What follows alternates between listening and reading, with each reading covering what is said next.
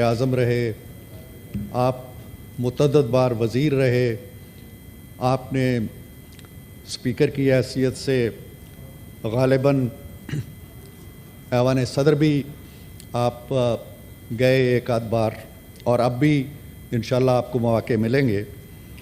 آپ نے قید و بند کی صعوبتیں سہیں، تو میں آپ کو خراج تحسین پیش کرنا چاہتا ہوں اور توقع رکھتا ہوں کہ آپ کی آمد کے بعد اس ہاؤس کے اندر ایک بہتر، ایک اچھا، ایک مثبت اور ایک تعمیری ماحول پیدا ہوگا، جو میں دیکھ رہا ہوں کچھ دنوں سے، اور بڑی اچھی روایات کی آپ یاری کر رہے ہیں اور ان کی تخم ریزی کر رہے ہیں۔ میں بہت دعاگو ہوں آپ کے لیے۔ میں سیدال خان صاحب پتہ نہیں ہاؤس میں ہیں نہیں ہیں، ان کو بھی خوش آمدید کہتا ہوں ڈپٹی چیئرمین کی حیثیت سے، اور دعاگو ہوں کہ وہ اپنا کردار اچھے طریقے سے ادا کریں۔ میں اپنے دوست شبلی فراز کو بھی مبارکباد دیتا ہوں منصب سنبھالنے پہ۔ وہ ماشاءاللہ ایک عظیم والد کے فرزند ہیں جن کا تخلص فراز تھا، تو میرا خیال یہ ہے کہ وہ اپنی تقاریر کے حوالے سے اپنی پارٹی کی نمائندگی کرتے ہوئے اپنے بحث مباحثے کو، اپنی تقاریر کو، اپنے اظہار بیان کو بھی نشیب کی طرف لے جانے کے بجائے فراز کی طرف لے کے جائیں گے۔ بہت دعائیں ہیں ان کے لیے۔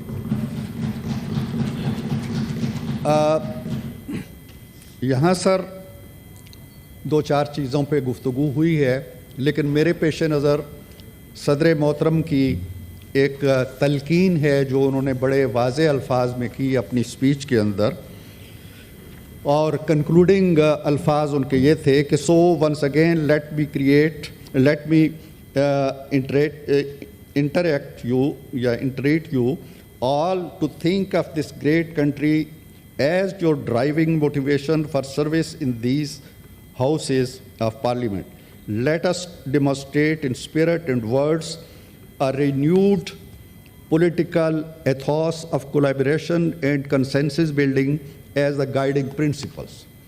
میرا خیال یہ ہے سر کہ یہاں پہ کہنے کو بہت سی پارٹیز ہیں، پی ایم ایل این ہے، پیپلز پارٹی ہے، تحریک انصاف کہہ لیں یا جس بھی نام سے وہ آئے ہیں، سنی اتحاد کونسل سے، بہرحال وہ نمائندگی کرتے ہیں اور وہ تحریک انصاف سے ان کا تعلق ہے۔ یہ تمام پارٹیز ہیں جناب چیئرمین، لیکن میں سمجھتا ہوں کہ سب سے بڑی پارٹی پاکستان ہے۔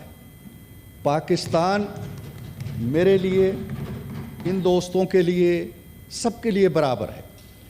باقی سیاست ہے، نشیب و فراز آتے رہتے ہیں، کل وہ یہاں بیٹھے تھے، ہم ادھر بیٹھے تھے، آج صورتحال بدل گئی ہے، کل پھر بدل جائے گی۔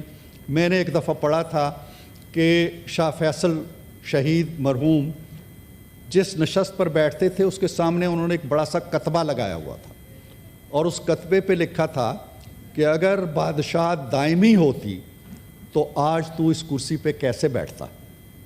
مطلب یہ ہے کہ جو پہلے بیٹھتے تھے وہ گئے ہیں تو آیا ہے، اور تو بھی چلا جائے گا تو کوئی دوسرا آ جائے گا۔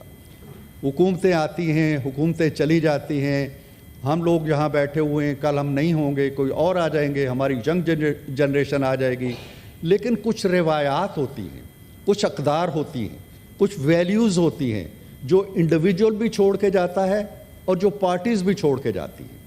ہم آج ہمارے بہت سے کولیگز ہیں جو یہاں سے چلے گئے، اس وقت یہاں پہ نہیں ہیں، لیکن ہم انہیں یاد کرتے ہیں، ان کی تقاریر کو یاد کرتے ہیں، ان کی ڈیووشن جو تھی لیجسلیشن کی طرف تھی یا بڑے جو پرنسپلز ہیں ان کی طرف تھی، ان کو یاد کرتے ہیں۔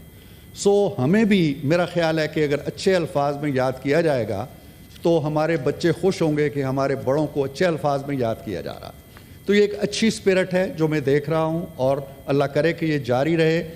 میں پھر گزارش کروں گا کہ جس طرح تقاریر علی ظفر صاحب کی ہو، کل لیڈر آف دی اپوزیشن کی تھی، بڑی توجہ اور انہماک سے سنی گئی۔ تلخیاں ہوتی ہیں، ظاہر ہے انہوں نے اپنی پارٹی کی نمائندگی کرنی ہے، ان کے جذبات ہیں، ان کے احساسات ہیں، وہ انجر بھی ہوئے ہوں گے، انہیں کل اگر ہمیں تکلیف ہو رہی تھی آج انہیں ہو رہی ہے، اس کا اظہار وہ کریں گے، اس سے ہم نہیں روک سکتے، لیکن یہ کہ سن لیا جائے۔ آج میرے کولیگ جن سے میرا زیادہ تعارف نہیں ہے، وہ پہلی بار یہاں ہاؤس میں بول رہے ہیں، تو میرا خیال ہے انہیں بھی سن لیا جاتا، کوئی ایسی تلخی کی بات نہیں ہے. آپ کی باری آئے گی, آپ بات کر لیں گے. تو یہ ماحول اگر ہم طے کر لیں کہ کہا جاتا ہے جی کہ سچی بات کہنا بڑا مشکل ہے, لیکن سچی بات سننا کہنے سے بھی زیادہ مشکل ہو گیا ہے. اس لیے میں کہوں گا کہ بات سچی ہو, آپ کے نزدیک شاید سچی نہ ہو, لیکن سن لی جائے. ہم جیسے سن رہے تھے آپ بھی سن لیں, تو بہت اچھی بات ہے. یہاں کہا گیا جی کہ عمران خان صاحب کا ذکر کیا گیا. میں بڑے ادب و احترام سے ان کا نام لیتا ہوں. وہ ایک نیشنل لیڈر ہیں, ان کی فالوئنگ ہے, اور ان کے نام سے ووٹ لے کے یہ میرے دوست یہاں بیٹھے ہوئے ہیں, اور ایوان زیری میں بہت بڑی تعداد میں بیٹھے ہوئے ہیں. تو ہم ان کی قدر و منزلت کرتے ہیں. بات یہ ہے کہ کچھ چیزیں ایسی ہیں جو ہم ذرا مختلف اینگل سے دیکھتے ہیں, وہ مختلف اینگل سے دیکھتے ہیں.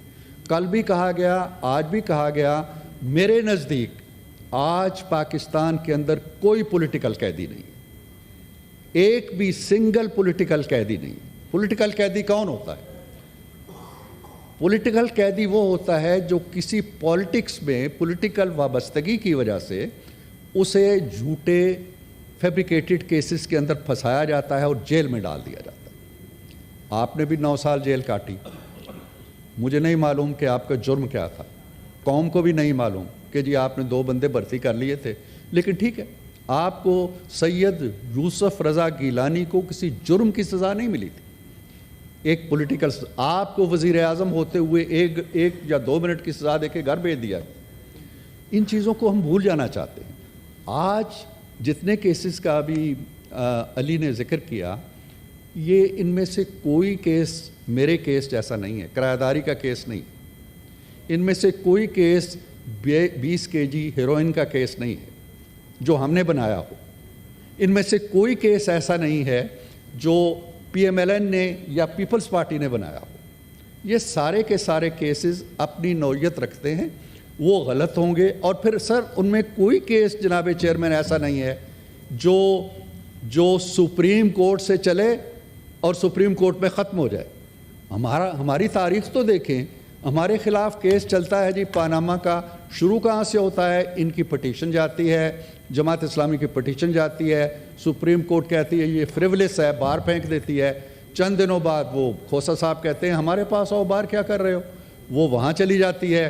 اس کے بعد سارے ایک لمبا پنڈورا باکس. آئی جی ٹی کسی اور کے لیے بنی ہے, کسی اور کے لیے واٹس ایپ کالز کے ذریعے ممبرز نامزد کیے گئے ہیں. ہمارا تو کیس ہی سپریم کورٹ سے شروع ہوا, سپریم کورٹ میں ختم ہو گیا. نو اپیل, نو وکیل, نو نظر ثانی. تو اب ایسا نہیں ہو رہا ہے, کیسز چل رہے ہیں, ان کو ریلیف بھی مل رہے ہیں. اور میں سر عام کہتا ہوں, میری پارٹی اس پہ یقین رکھتی ہے کہ انصاف ہونا چاہیے. ہم بالکل نہیں چاہتے کہ جو سلوک ہمارے ساتھ ہوا, جو ناانصافیاں ہمارے ساتھ ہوئیں, جس طرح انصاف کو کرش کیا گیا, جس طرح کارندے جا کے ججوں کے گھروں میں گئے کہ ان کو ضمانت نہیں ملنی چاہیے, اللہ کرے ان کے ساتھ ایسا نہ ہو. میں نے یہاں پہ کھڑے ہو کے جب ہتھکڑی لگی ہمارے دوست کو, تو میں نے کہا کہ یہ غلط ہے. میں آج بھی شاہ محمود قریشی کو جب ہتھکڑی لگا کے لاتے ہیں مجھے دکھ ہوتا ہے. اس سے کیا لینا چاہتے ہیں ہم, اس سے کیا حاصل کرنا چاہتے ہیں؟ روایتیں ختم ہونی چاہیے, جھوٹے کیسز ختم ہونے چاہیے, انصاف ہونا چاہیے. عدالتیں کس لیے ہیں؟ آج 6 ججوں نے یہ کہا ہے کہ جی ہم پہ بڑا پریشر ہے. تو کیا ماضی میں ان 6 ججوں پہ یا ان میں سے کسی پہ کوئی پریشر نہیں تھا؟ تو میرا خیال یہ ہے کہ تاریخ کو مسخ نہیں ہونا چاہیے, حقائق سامنے رہنے چاہیے اور یہ سلسلے بند ہونے چاہیے. میں یہ نہیں کہتا ہوں کہ کل ہمارے ساتھ زیادتی ہوئی تو ان کے ساتھ زیادتیاں جاری رہیں. پھر بات ہوتی ہے جی کہ چلیں مفاہمت ہونی چاہیے. کیسے ہوگی مفاہمت؟ میں بار بار کہتا ہوں کہ میں ایک ہاتھ بڑھاتا ہوں علی کی طرف. علی اگر اپنا ہاتھ بڑھائے گا تو میں ہاتھ ملاؤں گا نا. اگر وہ اپنا ہاتھ جیب میں ڈالے رکھے گا یا ہاتھ باندھ کے کھڑا ہو جائے گا, میں ہاتھ نہیں ملا سکوں گا. ہم ہاتھ آج بھی ان کی طرف بڑھاتے ہیں, ہاتھ ملائیں. یہاں ہاؤس کے اندر چھوڑ دیں سیاست کو. میں نے کہا پاکستان ایک پارٹی ہے, پاکستان کے لیے آئیں. یہ بھی بیٹھے ہیں, ہم بھی بیٹھے. دیکھیں کل آپ کی سربراہی میں ایک میٹنگ ہوئی اور بہت اچھی میٹنگ ہوئی. ہم نے ہاؤس کے بارے میں ان کے ساتھ مل کے سارے معاملات طے کر لیے, ان کے کنسرنز بھی نوٹ ہو گئے. یہ وہ اسپرٹ ہے جس سے ہمیں آگے بڑھنا چاہیے. ان کے وزیر اعلیٰ نے کل کہا جی کہ میں حملہ کر دوں گا اسلام آباد پہ اور میں قبضہ کر دوں گا، میں چڑھائی کر دوں گا. ان زبانوں کو لگام دیں آپ، یہ آپ کے کام نہیں آ رہے ہیں. آپ اگر احتجاج کے لیے اس شخص سے مل سکتے ہیں جس کا نام اچکزئی ہے، محمود خان اچکزئی ہے، جن کے بارے میں آپ کے لیڈر کا ایک رویہ رہا ہے، ان کو آپ صدر کے لیے نامزد کر سکتے ہیں. اور مولانا فضل الرحمان سے، جن کا نام بھی آپ بھول گئے تھے کہ نام کیا ہے ان کا، ان کے ساتھ آپ احتجاج کے لیے بیٹھ سکتے ہیں. تو پاکستان کی تعمیر کے لیے، معاملات کو حل کرنے کے لیے، پاکستان کو آگے بڑھانے کے لیے ہمارے ساتھ کیوں نہیں بیٹھتے؟ ہمارے ساتھ بھی بیٹھیں. احتجاج کے لیے اگر ان لوگوں کے ساتھ بیٹھتے ہیں جن کے ساتھ ہاتھ ملانا آپ کو گوارا نہیں تھا، جن کو ان کے نام سے پکارنا آپ کو گوارا نہیں تھا، تو ہمارے ساتھ بیٹھیں. ہم آپ کی عزت کرتے ہیں، آپ کا احترام کرتے ہیں. آپ آئیں، ہم مل بیٹھ کے اس ہاؤس کے اندر کم از کم ایک ایسا ماحول پیدا کریں اور اس ہاؤس سے وہ روشنی پھوٹے جو اس سیاسی انتشار کو ختم کر دے، اس سیاسی پولرائزیشن کو ختم کر دے. ایک ایسا پیغام ہم دیں جو ہمارے لیڈروں تک بھی جائے. تو میں یہ گزارش کروں گا کہ یہ ہاؤس، جس کو ایوان بالا کہتے ہیں، یہ ہر لحاظ سے بالا ہونا چاہیے. سیاسی جو آلائشیں ہیں ان سے بھی بالا ہونا چاہیے. پاکستانیت ہمارا ایک اصول ہونا چاہیے، ہم وفاق کی علامت ہیں. میں ایک بار پھر اپنی جماعت کی طرف سے بھی، حکومت کی طرف سے بھی، اپوزیشن کے ساتھ جو اصولی معاملات ہیں، پاکستان کی اکانومی ہے، پاکستان کی سیاست کو لے کے جانا ہے. کتنے ستم کی بات ہے کہ ہمارے ساتھ جو ممالک آزاد ہوئے وہ کہاں سے کہاں پہنچ گئے. بنگلہ دیش ہمارے بدن کا ایک ٹکڑا ہے، وہ 50-60 ارب روپے کی ریزرو رکھتا ہے، ہم 1 ارب کے لیے بھیک مانگتے ہیں. افغانستان کی کرنسی ہم سے آگے نکل گئی ہے. ہمیں کیوں نہیں دکھ ہوتا ان چیزوں کا؟ ہم احتجاج کر رہے ہیں جی، فارم 47 کیا ہے، فارم 45 کیا ہے، انہی چیزوں میں الجھے ہوئے ہیں اور الجھے رہیں گے. اور ان الجھے رہنے کا نتیجہ یہ ہے کہ ہمارے قدم جناب چیئرمین آگے نہیں بڑھ رہے. یہ چیز، یہ بیڑیاں ہم نے خود اپنے پاؤں میں باندھی ہوئی، یہ ہتکڑیاں خود لگائی ہوئی پیٹی تھنگز کے اندر.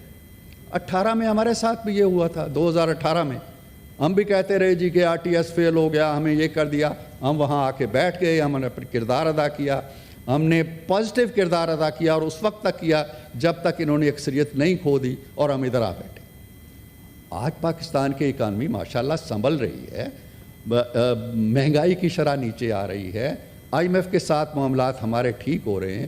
تو آپ خود اپنے آپ سے پوچھیں کہ یار IMF کے دروازے پہ جا کے اگر آپ احتجاج کریں گے یا خط لکھیں گے تو کیا نواز شریف کی یا شہباز کی یا زرداری صاحب کی یا بلاول صاحب کی توہین ہوگی؟ پاکستان کی توہین ہوگی. پاکستان کا راستہ آپ روکیں گے. تو یہ وہ چیزیں ہیں جو انہیں بھی سوچنی چاہیے. ہماری غلطیوں کی، ہماری کوتاہیوں کی نشاندہی کریں، یہ کام ہے ان کا، یہ فریضہ ہے ان کا، اور ہمارا کام ہے کہ اس کی اصلاح کریں. ہم یہ نہیں ہے کہ ہمارے لباس سے کوئی فرشتوں کے پروں کی خوشبو آ رہی ہے. ہم بھی غلط کام کر سکتے ہیں، نشاندہی کریں، گرفت کریں، جو ان کا کام ہے. لیکن وہ ایک رویہ اور وہ تہذیبی اقدار جو جمہوریت سے یقین رکھتی ہیں. میرے عزیز نے قائد اعظم کا حوالہ دیا، میرے عزیز نے مولانا رومی کا حوالہ دیا. تو ہمارے پاس جو علم ہوتا ہے، جو تعلیم ہوتی ہے، جو نالج ہوتا ہے، وہ رومی نے ہی کہا تھا کہ علم را بر تن زنی مارے بود. اگر علم کو صرف اپنے جسم اور زبان تک محدود رکھو گے تو وہ ایک سانپ بن جائے گا. علم را بر دل زنی یارے بود، اور علم کو اگر اپنے دل کے اندر بساؤ گے تو وہ اپنا دوست بنے گا. میں ان سے یہ کہتا ہوں کہ علم کو، حکمت کو، دانائی کو، جمہوریت کو، ان کی ویلیوز کو اپنے دلوں کے اندر جگہ دیں، صرف زبانوں تک محدود نہ رکھیں. ہم ان کے دوست ہیں، ہم ان کے بھائی ہیں، ہم ان کے بھائی خواہ ہیں، ہم ان کے خیر خواہ ہیں، اور ہم چاہتے ہیں کہ ہم سب مل کر پاکستان کی کشتی کو آگے. بہت شکریہ.